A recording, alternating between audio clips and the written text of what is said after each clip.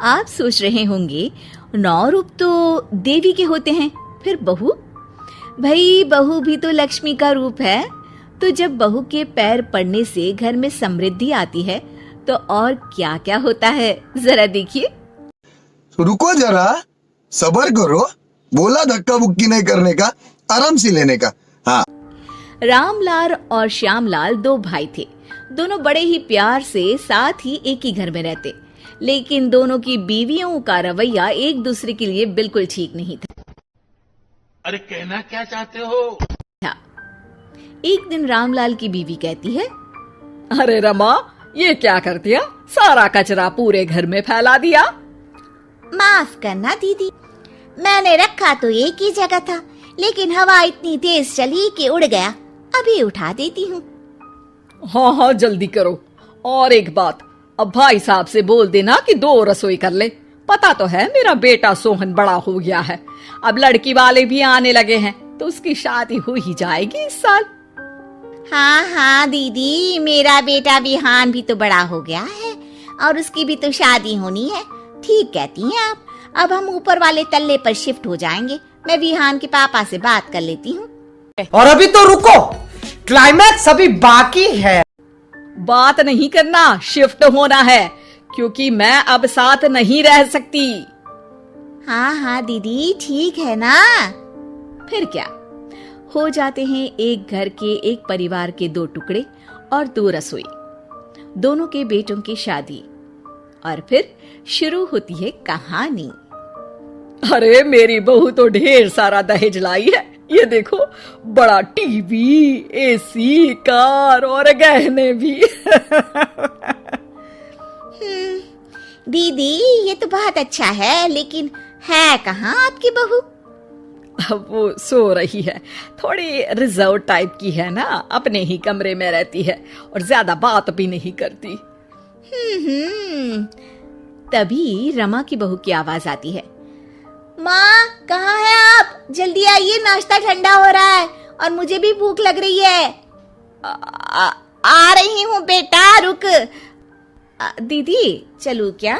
ये लड़की मेरे साथ ही बैठकर खाती है, वैसे भी भूख लगाई है। ये बोलकर वो चली जाती है। तभी श्यामा की बहू बाहर आती है और बाहर की ओर जाने लगती है। मौसम तो ऐसा लग रहा है दिल गार्डन गार्डन हो रहा है, बहुत मजा आ रहा है यहाँ पे। क्या लबे सीरी सा लग रहा है, दिल गार्डन गार्डन। तो अरे बहू, कहीं जा रही हो क्या? क्या है माँ जी, बिना बात के ठोका मत करो। जा रही हूँ मैं। वैसे भी मेरे पापा ने कार घर में रखने को तो नहीं दी है ना। अरे नहीं नहीं बेटा, बिल्कुल बिल्कुल, घूमो घूमो। मैं तो कहती हूँ मुझे भी साथ लेकर जाया करो, साथ ही घुमा करेंगे। अरे नहीं नहीं, मैं आपके साथ बिल्कुल भी कंफर्टेबल नहीं हूँ। वैसे भी मैं शॉपिंग में जा रही हूँ, कहाँ आपको टांगती फिरूंगी। देखा आपने लापरवाही का नतीजा है। ये बोलकर श्यामा की बहू निकल जाती है। तभी उसके कान में ऊपर वाले तल्ले से हंसने की आवाज आती है। और ये कौन इतनी जोर जोर से हंस रहा है? ऊपर जाती है, जहाँ वो देखती है कि रमा और उसकी बहू साथ बैठकर बातें कर रही होती हैं। फिर तो मम्मी जी इतना मजा आया कि मैं क्या बताऊं। हाँ हाँ बहू, सुनने में ही हंसी नहीं रुक रही। तू तो वहाँ मौजूद थी। तभी दोनों की नजर श्यामा पर पड़ती है। अरे ताई जी आइए ना, आइए। वो उनके पैर छूती है और फिर चाय बनाकर लाती है। श्यामा अकड़कर कहती है, अरे नहीं नहीं, मैं चाय वाय नहीं पीती, बस हंसने की आवाज आ रही थी तो सोचा बता दूं कि टीवी की आवाज धीमी कर लो। अरे टीवी, वो देखो दीदी, धूल खा रहा है, वक्त ही नहीं मिलता देखने का। बहू के साथ वक्त कैसे बीत जाता है, इसकी बातें और किस्से कहानी किसी सीरियल से कम नहीं होते। कौन है ये लोग? कहां से आते हैं? श्यामा को खुशहाल रमा को देखकर जलन होती है। हाँ हाँ, मैं तो तंग आ जाती हूँ इतनी सारी बातें करके, मुझे तो सुकून पसंद है। ये कहकर श्यामा चली जाती है। अगले दिन रमा अपनी बहू के साथ घर से जा रही होती है कि तभी दरवाजे में श्यामा उन्हें टोकती है। अरे कहाँ जा रही हो दोनों? अरे देखिए ना दीदी, इसे शॉपिंग करने जाना था। मैंने कहा अकेली चली जा, तो कहने लगी मम्मी जी आप घर में अकेले बोर हो जाओगे ना, आप भी चलो हमारे साथ। अरे अब इस उम्र में तू कहाँ घूमेगी? अब देखते हैं दीदी, जहाँ ये लड़की घुमा दे।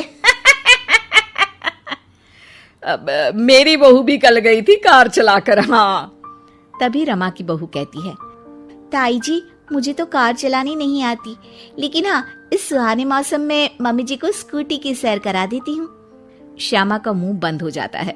वो अपने कमरे में चली जाती है जहाँ उसकी बहू बैठकर अकेली टीवी देख रही होती अच्छा, हमको सिखा रिया है।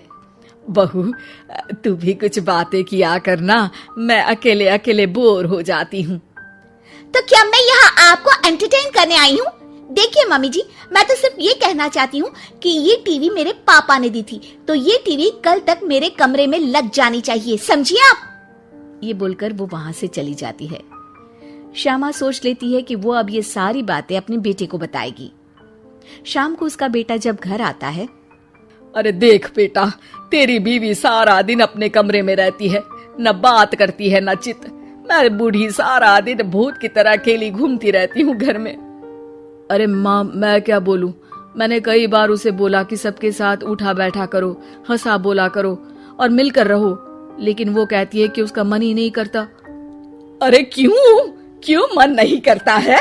ऐसा क्या हो गया? माँ तुझे याद है, उसके पिता ने कार देने से मना कर दिया था। कहा था कि उनके पास पैसे नहीं है, साथ ही तेरे सामने हाथ भी जोड़ा था, लेकिन कैसे तूने उसके पिता के साथ बुरा व्यवहार किया था। उन्हें कहा था कि पैसे नहीं है तो किसी भिखारी से शादी कर दो अपनी बेटी की। हाँ बेटा, तभी तो आज दरवाजे पर इतनी लंबी कार खड़ी है। बस माँ, तो अब तू उस कार से ही बात कर और उससे मन लगा, क्योंकि पिता के आंखों का आंसू आपकी बहू के दिल तक उतर चुका है और आपकी इज्जत उसकी नजर में। अब श्यामा को समझ आता है कि कुछ निर्जीव चीजों से घर भरने से अच्छा है कि सजीव चीजों से जिंदगी भरी जाए।